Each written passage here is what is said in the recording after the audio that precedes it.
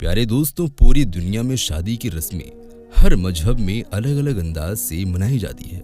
लेकिन दुनिया में कुछ लोग ऐसे भी हैं दोस्तों, जो इस पाक रस्म को शरारती अंदाज के रंग में ढालकर इस रस्म को भी एक नापाक रस्म बना देते हैं। इस वीडियो में हम आपको इस दुनिया की सबसे मक्कार कौम यहूदियों की शादी के बारे में बताने वाले हैं। ये लोग अपनी शादियों में कौन से शर्मनाक काम करते हैं। आप यकीन नहीं करोगे दोस्तों कि यहूदी इजराइल में सबके सामने अपने खूनी रिश्तों के साथ किस तरह शादियां करते हैं। दुनिया में यहूदी वो कौम है जिसने अपने ही मजहब में अपनी मर्जी की ऐसी तब्दीलियां की है कि जिससे खुद बहुत सारे यहूदी भी नावाकिफ हैं। और तौरात में भी ऐसी तब्दीलियां की गई है जिनका मकसद यहूदियों को मुकद्दस सरजमीन पैलेस्तीन में आबाद करना था। यहूदी शायद वो वाहिद कौम है जो अपने कौम के वासियों के अलावा किसी और कौम में शादियां नहीं करते हैं, और ये इसलिए ताकि इनकी नस्ल बढ़ सके और ये अपने खुद के बनाए मजहब को और फैला सके। लेकिन इनकी शादियां उनके बिल्कुल बरक्स होती है, जिनके बारे में तौरात में अहकाम इलाही मौजूद है। यानी इन्होंने खुदा के हुक्म को छोड़कर अपने खुद का तरीका बना लिया। इनके खुद के बनाए हुए मजहब में एक यहूदी आदमी अपनी भतीजी या भतीजे से शादी कर सकता है, लेकिन इनके मजहब में ये बिल्कुल मना है कि यहूदी औरत अपने भाई के बेटे या अपनी बहन के बेटे से शादी करे। इनकी शादी की तकरीब में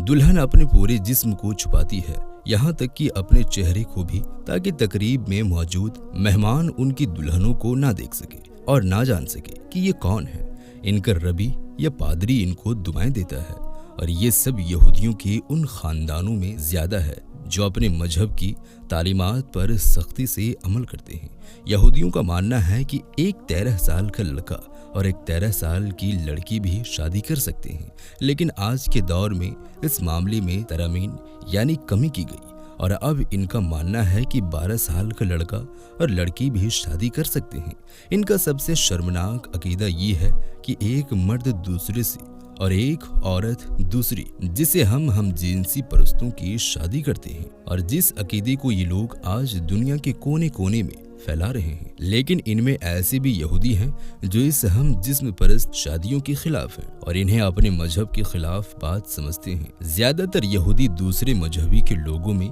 शादी करने के खिलाफ है, और इनका एक और अजीबोगरीब अकीदा जो इन यहूदियों ने खुद अपने आप पर मुसल्लत किया है, वो ऐसी औरतों के बारे में है जिसका शौहर मर चुका है लेकिन उसका कोई औलाद नहीं है। तो अब उनके मुताबिक उस औरत की शादी रजामंदी से या जबरदस्ती उस फौजशुदा शौहर के भाई से कराई जाती है, और किसी और यहूदी को उस बेवा के साथ शादी करने की इजाजत नहीं होती। और अगर उस शादी से उसकी औलाद होती है तो अब उसकी औलाद को उन फौजशुदा शख्स यानी जो शौहर मर गया है उसकी जायदाद में हिस्सा दिया जाता है, ना कि उसके मौजूदा शहर की जायदाद से। कदीम तौरात में खूनी रिश्तों में शादी की मनाही की गई है, लेकिन इस मौजूदा यहूदी मजहब में इस बात की भी इजाजत है कि कोई अपने खूनी रिश्तों जैसे अपनी माँ, अपनी बेटी, अपनी बहन, यहाँ तक कि अपनी दादी और नानी से भी शादी कर सकता है। इसी तरह एक औरत को भी ये इजाजत है कि वो अपने बाप, अपने भाई,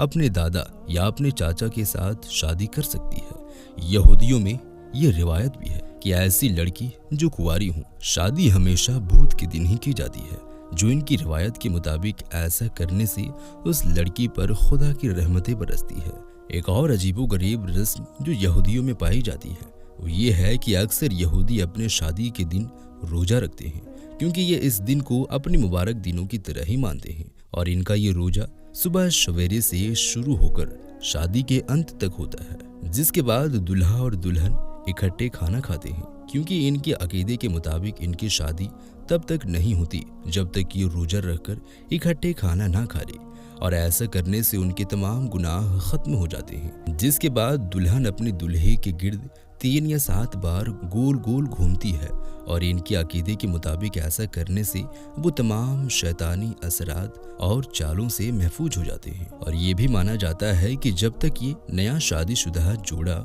शादी की तकरीब के बाद एक गिलास नहीं तोड़ देता, तब तक इनकी शादी मुकम्मल नहीं होती। और इसके पीछे यहूदियों का मानना है कि इस तरह करने से वो अपने दरमियान तमाम हदों को ख़त्म कर देते हैं और ये इनके लिए एक सबूत के तौर पर लिया जाता है कि ये दोनों मरते दम तक जिंदगी के तमाम मामलों में एक दूसरे के साथ रहेंगे। इनका रबी इनको शराब के गिलास देता है जिनसे ये दोनों शराब चखते हैं या थोड़ी बहुत पीते हैं और इनकी बची हुई शराब को उस शख्स को पिलाई जाती है जो नामर्द हो और नामर्दी की वजह से शादी से दूर भागता हो। यहूदियों का मानना है कि इस दुल्हा दुल्हन की झूठी शराब से उसकी नामर्दी दूर हो जाती है। यहूदियों में एक से ज्यादा शादियों की इजाजत है, लेकिन इन शादियों की तादाद की कोई कैद नहीं, यानी एक यहूदी जितनी मर्जी शादी कर सकता है, यहाँ तक कि इनका कोई रबी इनको मजीद शादियों से मना न करे। अगर ऐसा होता है तो तब वो शख्स बाकी तमाम उम्र कोई शादी नहीं कर सकता।